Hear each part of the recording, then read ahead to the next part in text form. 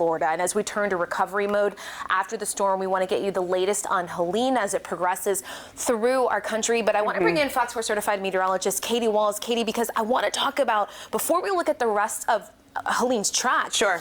Those water levels that we saw yesterday, we've heard from leaders in this cleanup. We saw those rising levels over our bridges. Can you talk to us about what we saw when it came to storm surge? Absolutely. It was really quite interesting. So basically, here in the last couple of years, of course, we had Ian, which kind of sets the bar for Lee and Collier counties. But what we noticed, of course, because where Ian made landfall, Charlotte, Sarasota counties didn't have the storm surge from Ian, but certainly felt the storm surge from Helene, and also recall Idalia last year. So that's one reason why it might have caught some of our friends up in Charlotte County a bit off guard. So I put together some of these storm surges. Now keep in mind, we only have so many gauges to work with. So for example, in Charlotte County, these unfortunately they're estimations. And I just checked in with the National Weather Service in Tampa. They do say they will have boots on the ground doing surveys next week. Same story for our team of National Weather Service meteorologists from Miami as well.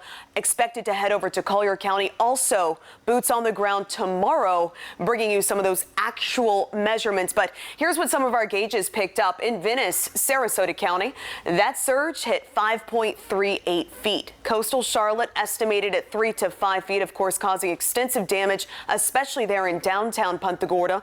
For downtown Fort Myers, we registered over 5 feet. The last time we were that high, of course, Ian holds that record, and yesterday came in second place. Naples Bay North, nearly 5 feet there, and that's on top, by the way, of normal high tide. Just to put it in perspective, Tarpon Bay and Sanibel, so it's a little bit more protected, but still 3 feet there. So again, 3 feet of surge on top of normal high tide. And then of course in the Tampa Bay area, those waters rose much higher, registering 6 to 7 feet of storm surge. Now tonight, the remnants of Helene now officially downgraded to a remnant low, no longer even a depression. It did affect North Georgia, including the Atlanta area, as a tropical storm. Thankfully, though, a quick motion off toward the north, but it is producing wet weather all the way from Missouri, extending to, get this, New Jersey. That's how expansive this system is at this point. And for us, we're still going to have some impacts. No more storm surge warnings, but we will still have that threat for rip currents through tomorrow afternoon, as well as a threat for high surf. So basically, until then,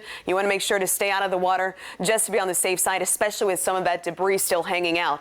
Now, the tail end of Helene still bringing us some cloud cover and some spotty rain showers. Overall, though, we're certainly seeing improvement. We'll talk more about what to expect for the weekend ahead. Plus, we're tracking other systems in the Atlantic in my full forecast coming up.